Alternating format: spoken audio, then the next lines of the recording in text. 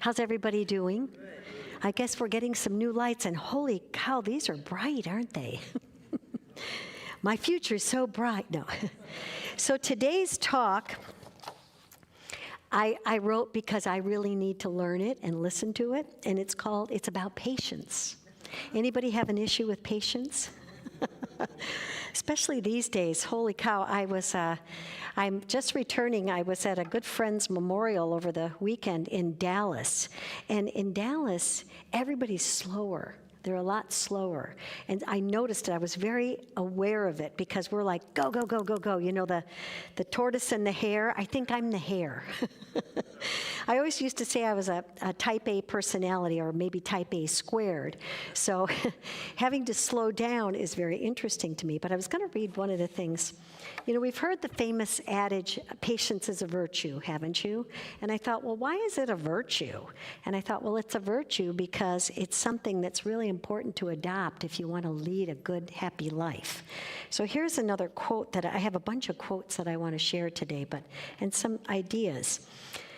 The two hardest tests on the spiritual road to patience are the patience to wait for the right moment and the courage not to be disappointed with what we encounter. Isn't that interesting? Sometimes we wait, and then it shows up and you're like, that's all it is, right? Have you ever had that feeling? So, or here's some other sayings. A watched pot never boils. Did you ever get that? Did you ever get impatient when you're trying to cook like spaghetti sauce and you're like, come on already, I gotta, no. Okay. All things are difficult before they become easy. I've never heard that one, but I like that one. Beware of the fury of a patient man.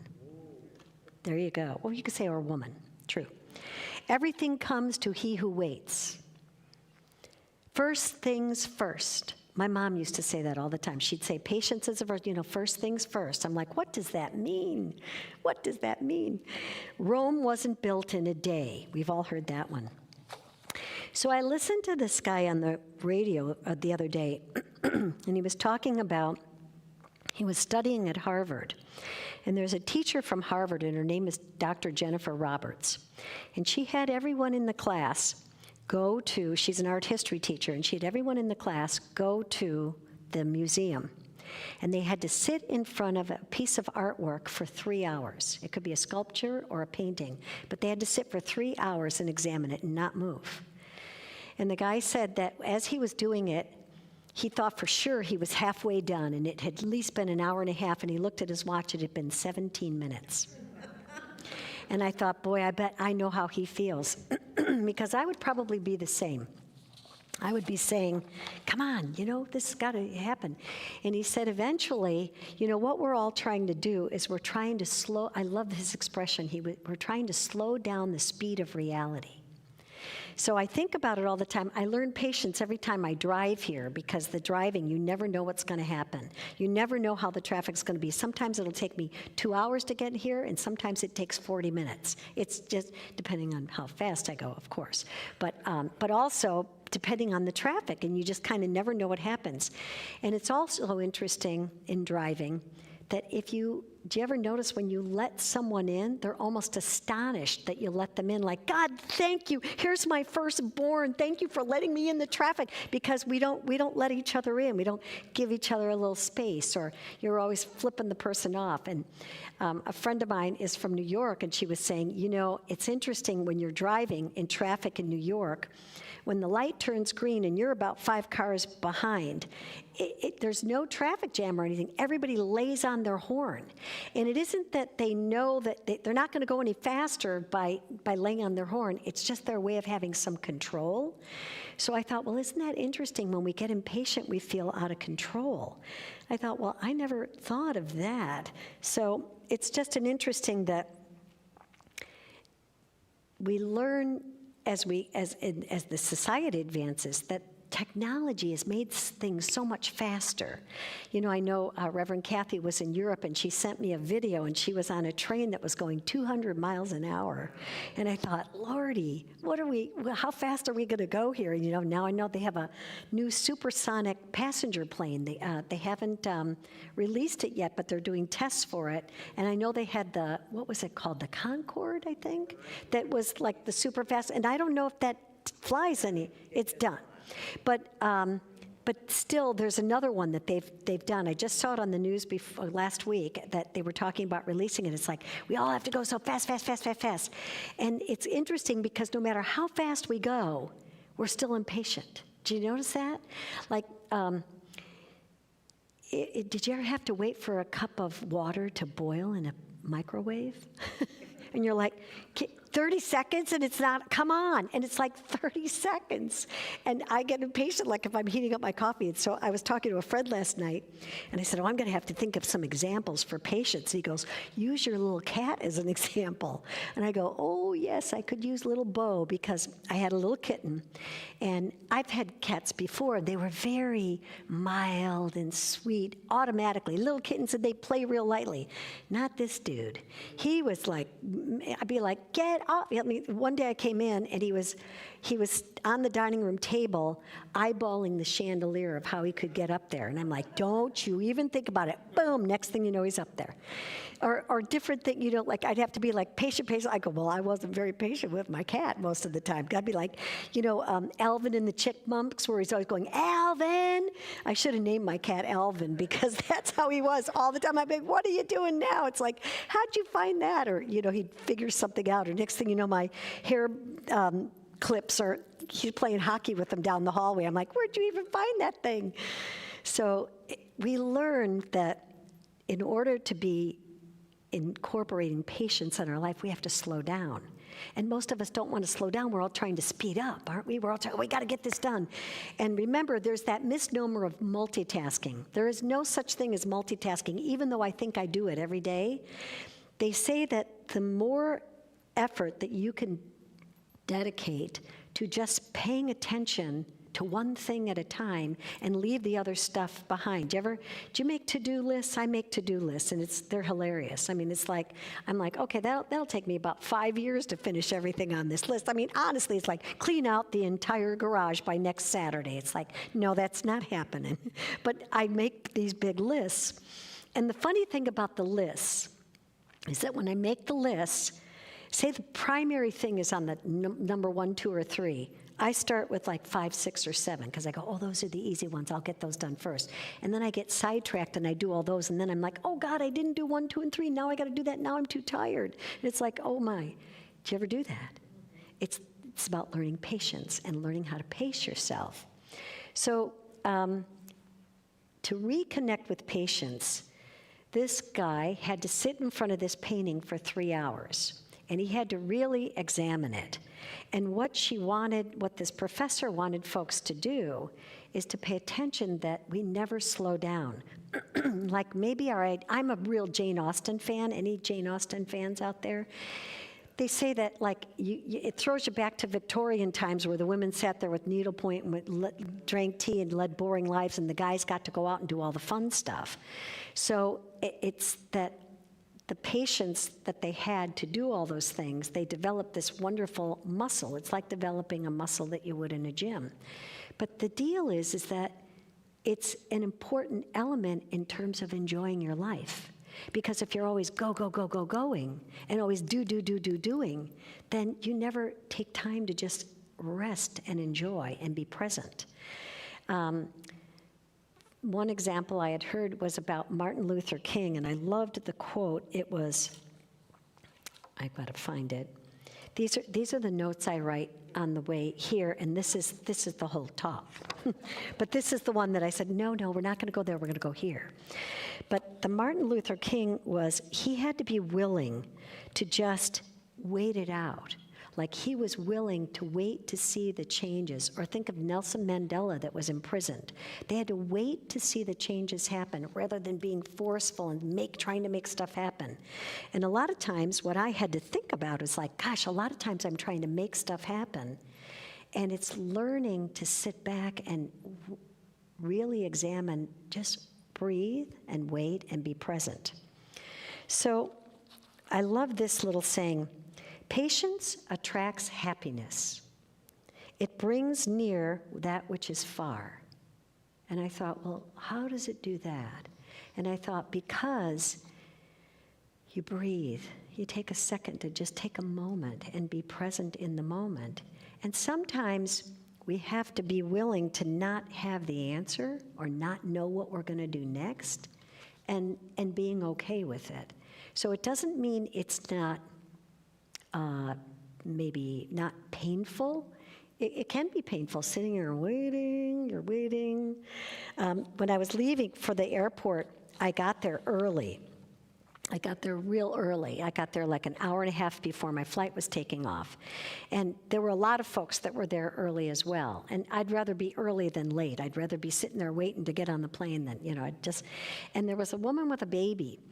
And this baby was having cheese and crackers and having a ball, and the mom was like all over the place and really impatient and calling people and doing all this stuff.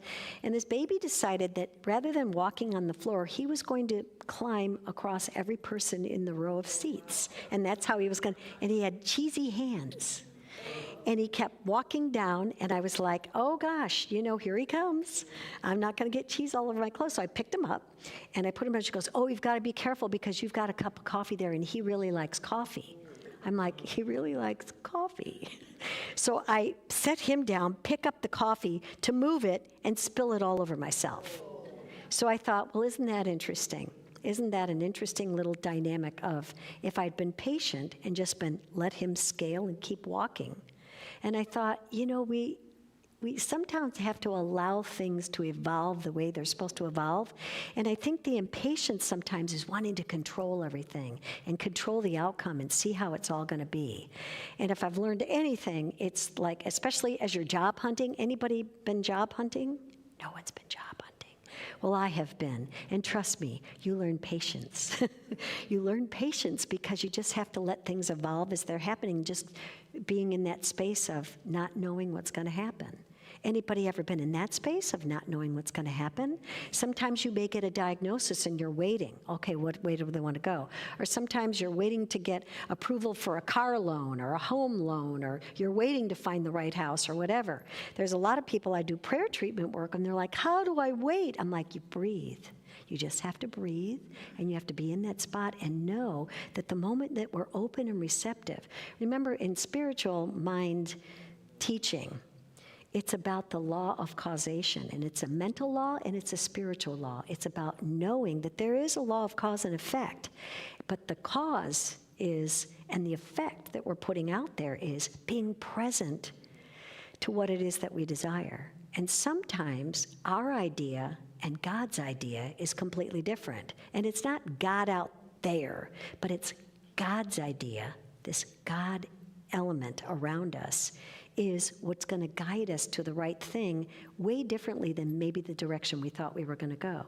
Anybody ever wind up somewhere else than where they thought they were, maybe marrying the person they never expected to, or the job, or the house, or the whatever? I remember when I was house hunting, I'd looked at a lot of houses. It was years ago, it was like 20 years ago. And I'd looked at a lot of houses, and I was meeting some friends for dinner, and I said, oh, I saw this one online, and I was going to go look for that one before I met them for dinner. But I couldn't find the street, and the street was called Mary Street, by the way. I couldn't find the street, and I'm like, gosh, I'm lost. And I drive down this other street, and this guy's hammering the for sale sign in their front lawn, just as right as I'm driving down.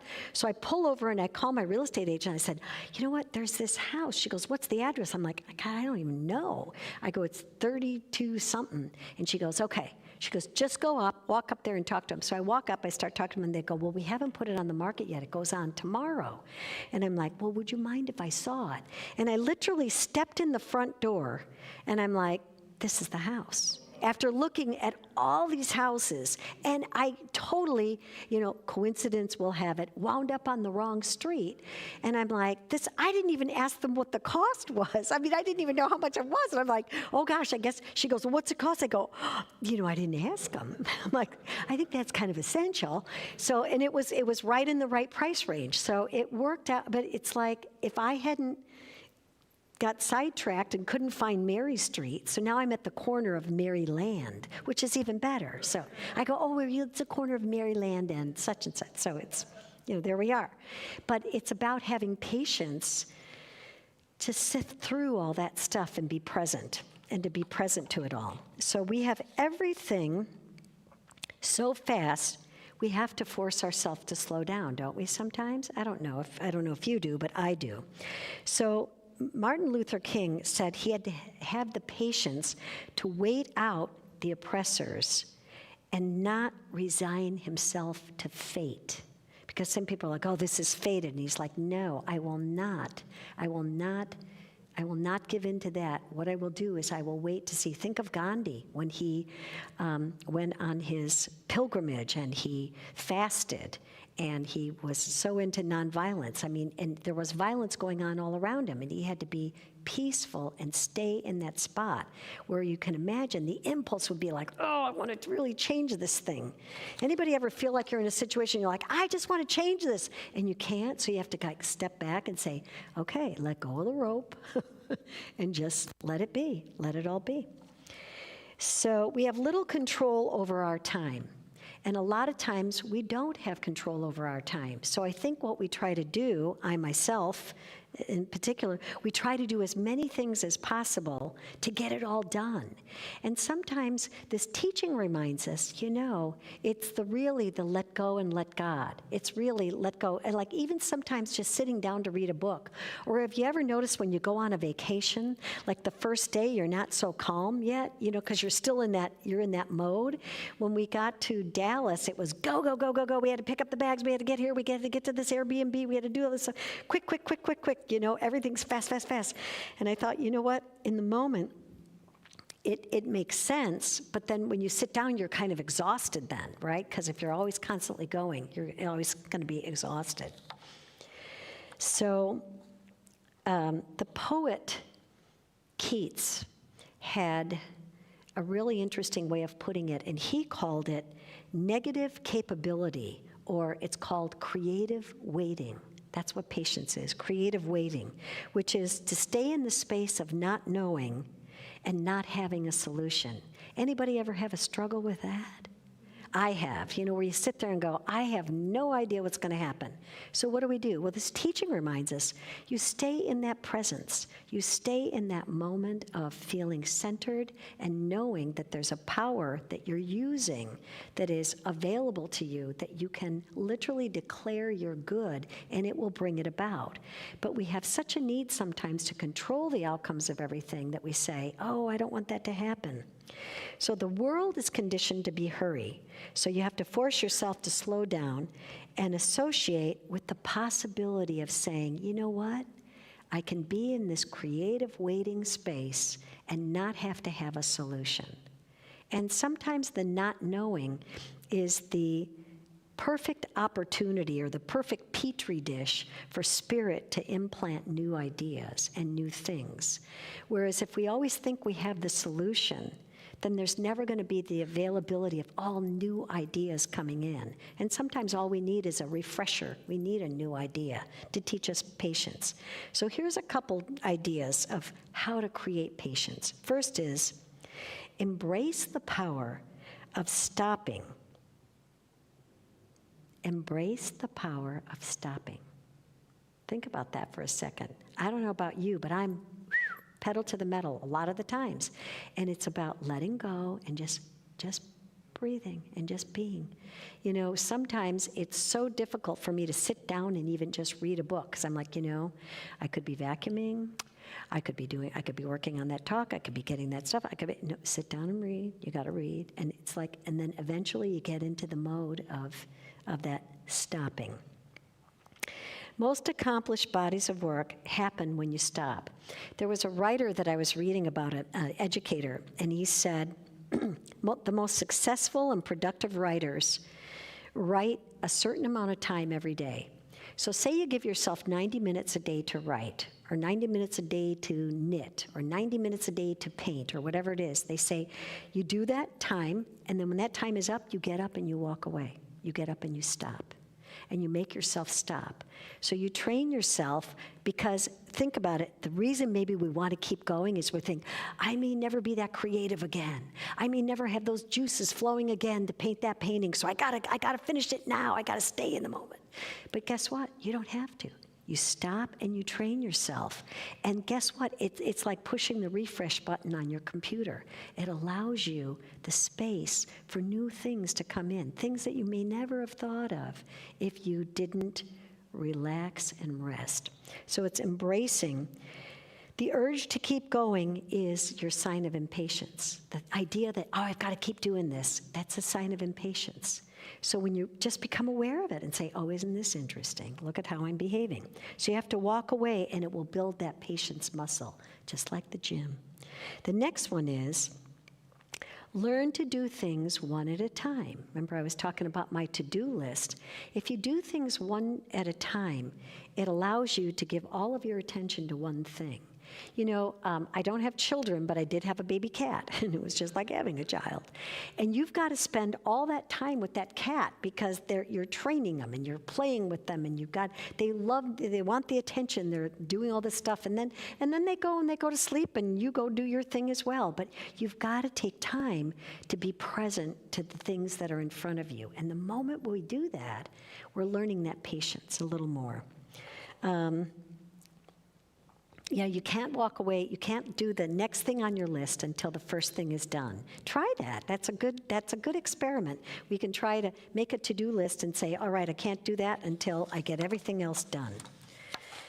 So in the end, the painting that he was watching, he learned, this gentleman I listened to, he learned that it was about appreciating where you are at the moment.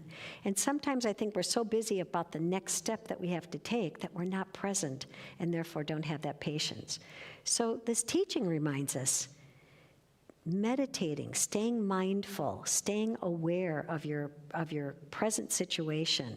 It's an inside job where when you do that, when you take time to meditate, when you take time to dial in, that power is this power that loves us and really wants to create for us the experience that we want. But it can't get in if we're busy telling God, I want this, this, this, this, and this. It says, hush, just stop, relax, and be patient.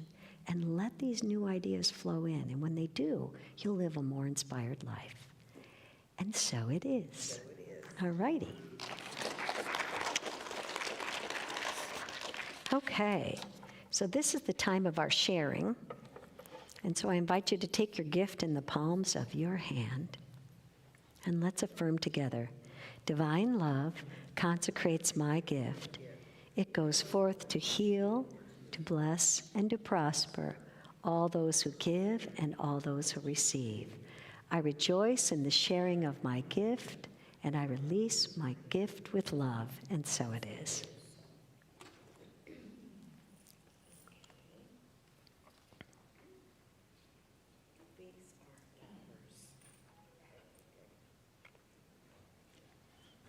And now we're going to have a little guided meditation.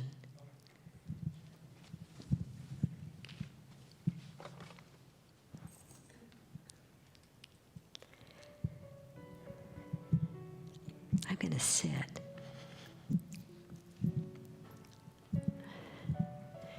So allow yourself to get comfortable in the chair. And let's just take a deep cleansing breath in.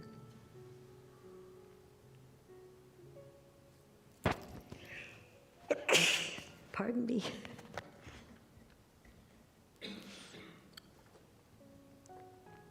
And as you breathe in, just be aware of the chair supporting your body.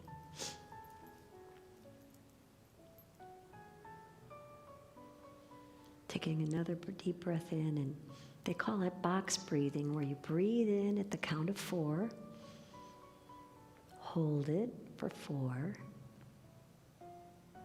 and breathe out at the count of 4.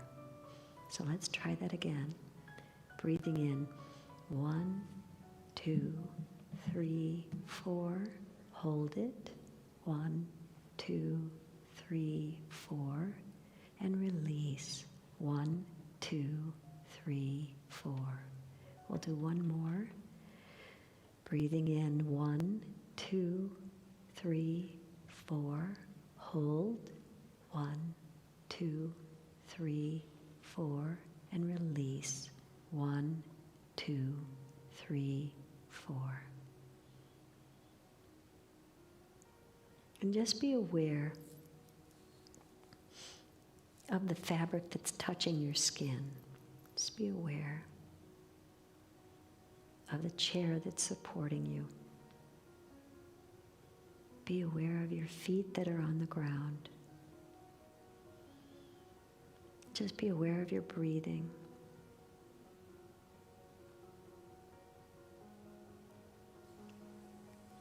And I want you to picture yourself walking in a beautiful meadow, and the grass is high. It's about knee-high, with flowers and birdies and butterflies and little bugs flying around that are happy, little ladybugs. And there's some trees there too.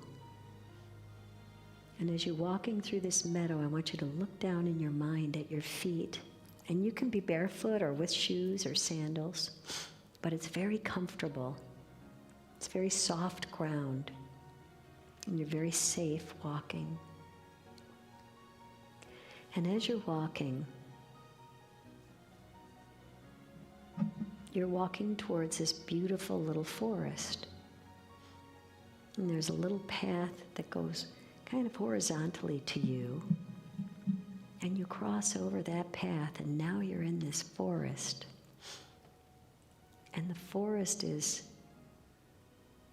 filled with beautiful pines. And you can smell the pine, and you can hear the pine needles and branches rustling with the wind. You can hear the birdies calling. They like echo through the forest. And it's this deep, rich feeling that you feel that you're immersed in. And the air feels so much more vibrant. And the sun is streaming through the trees. And the path is wide, and you follow it. And you come to this fork in the road. And you look to the left, and you see this beautiful being of light coming towards you.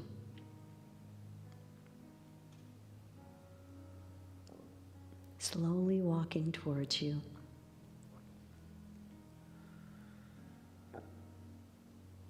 And you have this real sense of familiarity with this being, and a real sense of warmth and love. Just this wonderful, warm feeling. And the being walks up to you.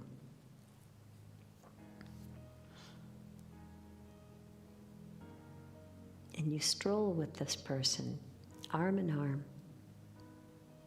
Very natural feeling as you're walking. Now you've gone to the right on the path. And as you're walking down that path, it's like you've never been on a path like this before. It's almost enchanted. And all the little animals come to the edge of the little path, and they scurry across it. And it's like they're watching and waving and bowing and acknowledging your presence and the presence of this angel.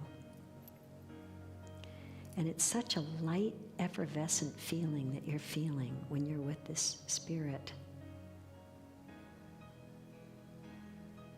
And as you're walking, all of a sudden you realize everything feels wonderful. There's no issues going on in your life, no matter what issue you were facing or challenge that was going on. There's nothing troubling you right in this moment. All is well. Your health is ideal. Your breathing is ideal. Your sight is ideal. Your digestion works perfectly. Your relationships feel harmonious and wonderful. You feel at peace with yourself. You feel guided and directed. You feel empowered and loved right here.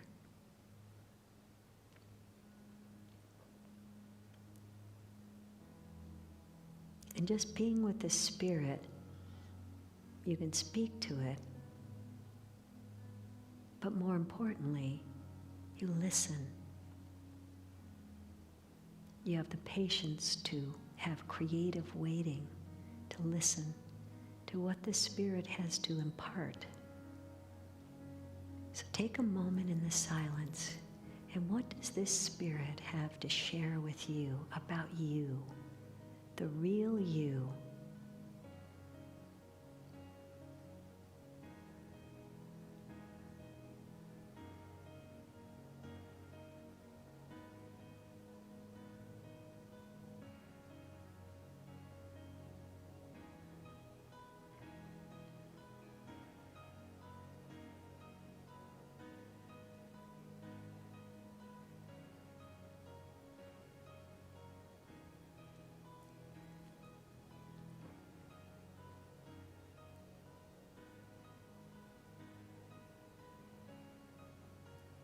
You become aware as this Spirit speaks of this incredible energy field that you are in, this raised vibration of light and love and energy, and you are immersed in it. And the Spirit reminds you it's always present. It only takes your attention. It only takes your awareness. And so the Spirit reminds you, take time. Take time to listen. Take time to be aware. Take time to tune in to that vibration and consciously raise it whenever you need to. And most importantly, to know that you are loved, very loved. So loved that the Spirit of creative intelligence that created you wants nothing more than all the things that you desire for yourself.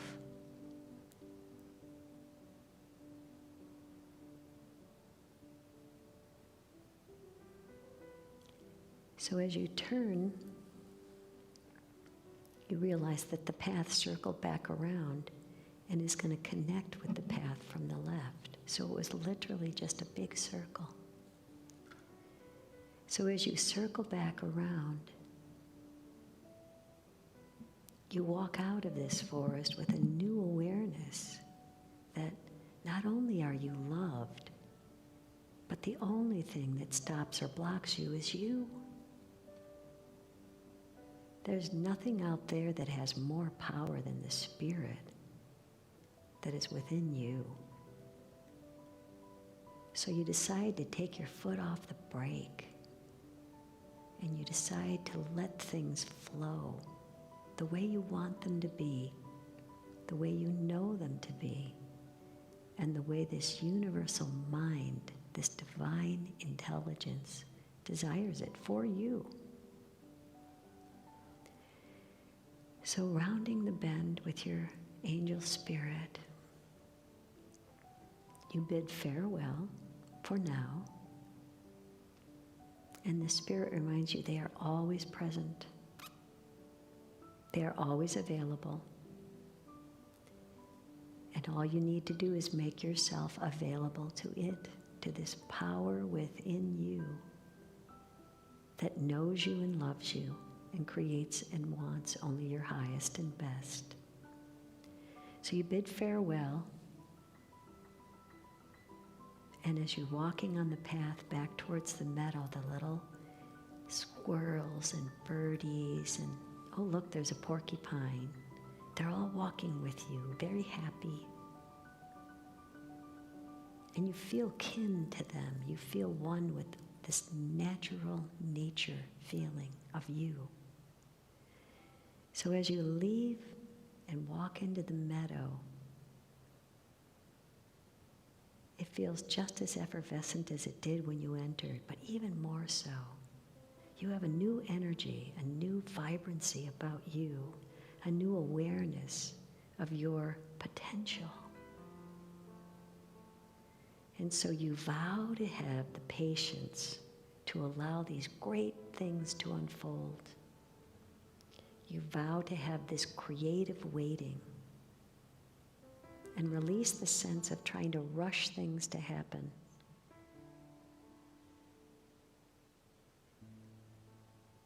And allow things to unfold in their divine timing. So slowly, you find yourself back in the room.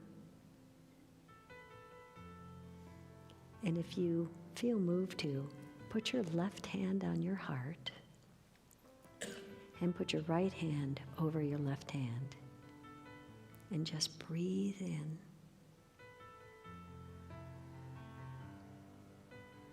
And in your mind, you can say, I am loved.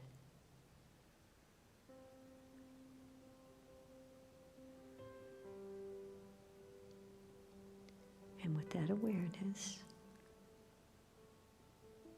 when you're ready, you can open your eyes and find yourself back in the room.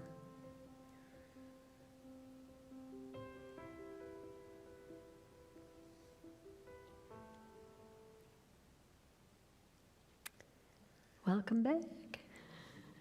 What'd you think? Did you have fun? Yes.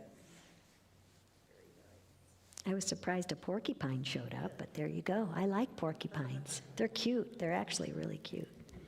And so now is the time, if anyone has any questions or if they have any requests for prayer treatment. And so you'll raise your hands and Grant will bring you the microphone. Diane. Prayer treatment for Joyce Sagan for her recovery. Okay, yes. And Judith does that as well. Okay. And we'll say this prayer treatment not only for Joyce, but also knowing for any of those who are needing of healing of any kind. Let's know. Okay. So as I breathe in the breath of God. I breathe in the awareness of my oneness with this power that created me.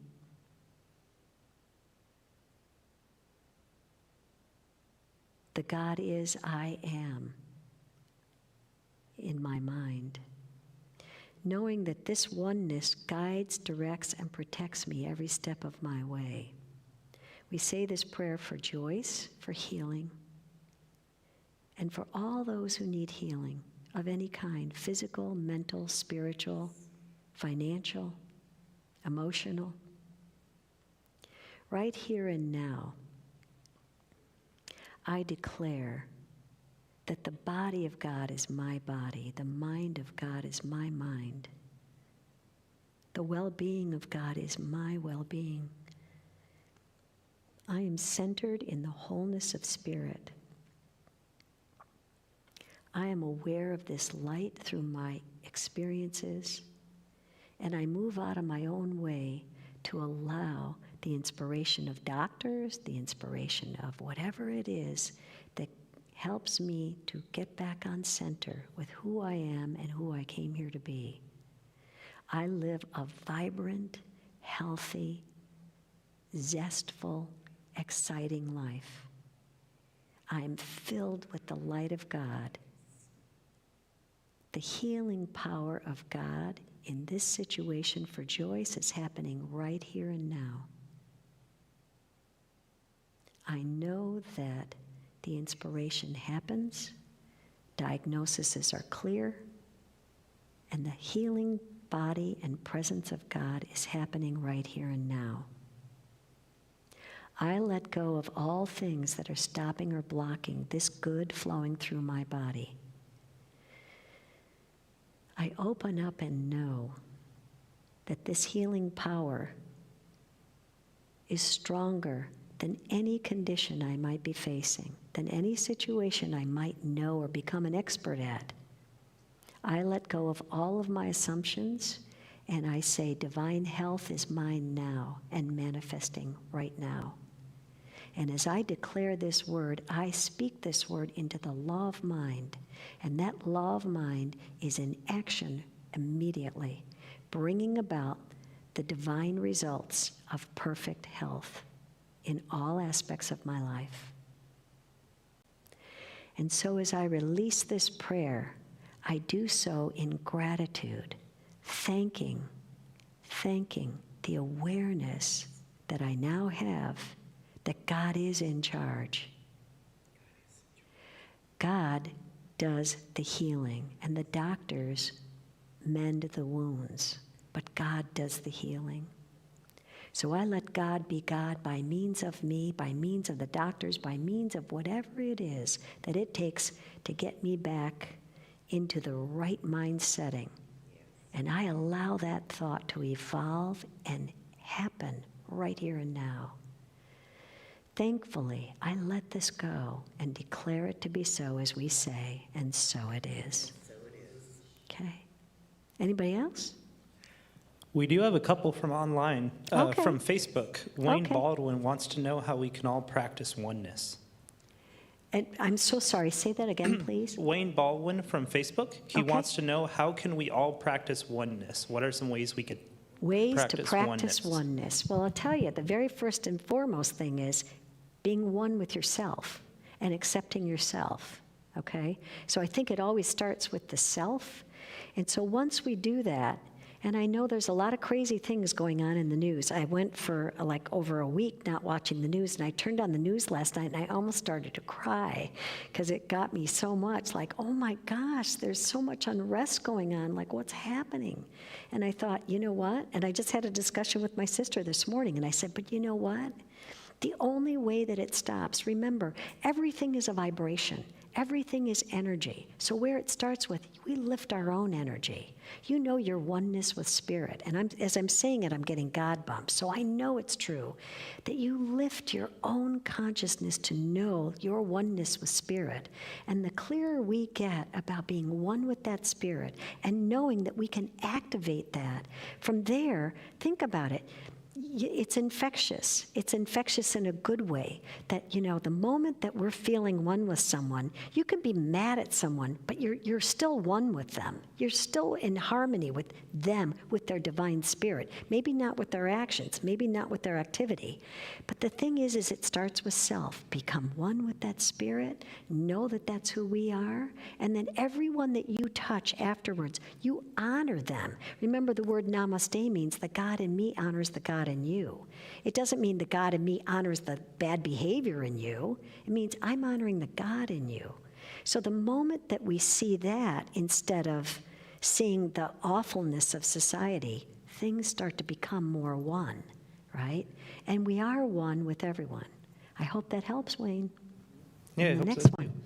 And then we have one more from YouTube. Sydney Glass from the Gulf Coast wants to know if there's a difference between patience and poise.